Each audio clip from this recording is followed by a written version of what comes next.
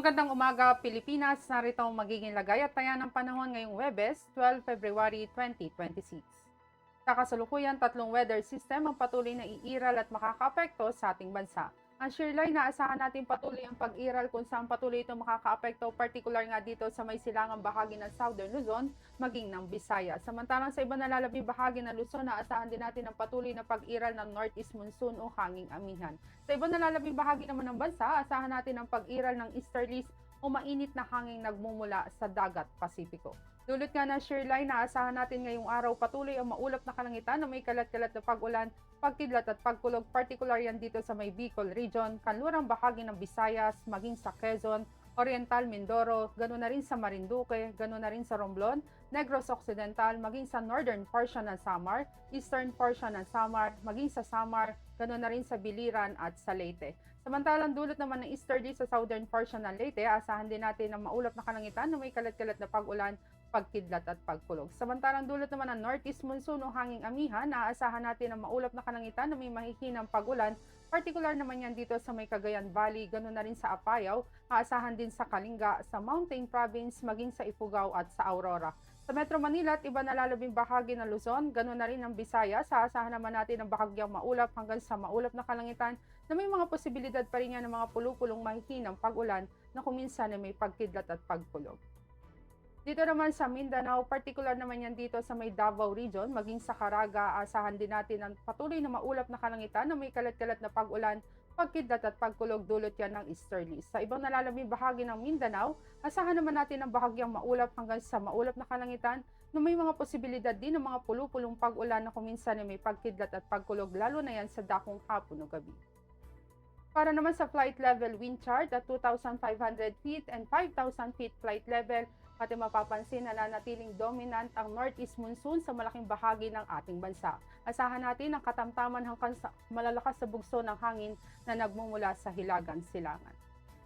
Dito naman sa 10,000 feet flight level, kung ating mapapansin, sa may extreme northern Luzon, asahan natin ang mahina hanggang sa katamtamang bugso ng hangin na nagmumula sa kanluran.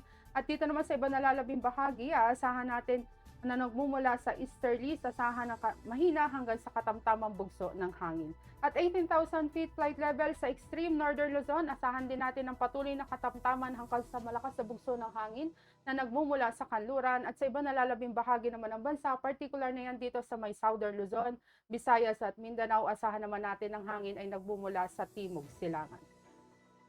Para naman sa magiging impact sa flying operation, dulot nga ng shearline, naasahan natin sa Bicol region, sa kanlurang bahagi ng Visayas, maging sa Quezon, sa Oriental Mindoro, Marinduque, ganoon na rin sa Romblon, sa Negros Occidental, Northern Samar, Eastern Samar, maging sa Samar, Biliran at Leyte. Ang magiging main hazards ay converging winds na kung saan ito magdudulot ng mga mauulap na kalangitan na may kalat-kalat na pag-ulan na kuminsan may pagkidlat at pagkulog. Ang magiging impact nito sa flying operation, particular na dito sa may rotary, asahan natin ng low cloud base kung saan ito magre-reduce ng visibility at maglilimit ng VFR operation. Asahan din natin ang mga localized turbulence at mga possible wind shear near ridges. Samantalang sa fixed wing, asahan natin during approach and landing operations, may possibility na tayong maka-encounter ng mga low ceilings, turbulence at possible delays or diversion. Samantalang dulot naman ng northeast monsoon, naasahan natin ng cool and dry northeasterly flow na ito magdudulot ng mga malalakas sa bugso ng hangin na kuminsan ay may mahihinang pag-ulan. Particular yan dito sa Cagayan Valley, ganoon na rin sa Apayao, sa Kalinga, Mountain Province, Ifugao, Aurora, ganoon na rin sa Metro Manila, sa may Calabarzon, Central Luzon at ibang nalalabing bahagi ng Luzon.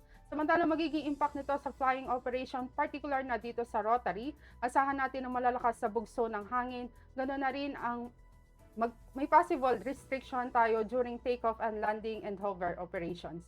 Sa fixed wing, asahan naman natin ang crosswinds, moderate turbulence, ganoon na rin may mga possible delays tayo due to low visibility kapag may mga pag-ulan. Dulot naman ng easterly, asahan natin sa ibang nalalabing bahagi ng bansa ang warm at humid air mula sa Pacific kung saan ito mag-enhance sa mga convective activity. Ang magiging impact nito sa flying operation, particular na dito sa rotary, asahan na natin ang localized turbulence, localized thunderstorms and light turbulence. Sa fixed wing, aasahan naman natin na magiging impact generally fair weather conditions, ngunit may mga isolated cumulonimbus clouds tayo kung saan ito magdudulot ng short-term delays or turbulence. Para naman sa ating astronomical information, ang araw ay sumikat kaninang 0621 at asahan naman natin lulubog dito sa Metro Manila sa ganap na 17:59. Para naman sa ating moon illumination, aasahan natin ng 24% decreasing. At yan na latest update natin sa weather. Para manatiling updated sa lagay at taya ng panahon, i-follow lamang ang Air Force Weather Center sa aming mga official social media accounts. At sa ngalan ng aming commanding officer na si Colonel Alvin Jan Cugador, Philippine Air Force General Staff Corps, I'm Staff Sergeant Jessa C. Cuenca, Weather Broadcaster ng Air Force Weather Center. Muli magandang umaga, Pilipinas!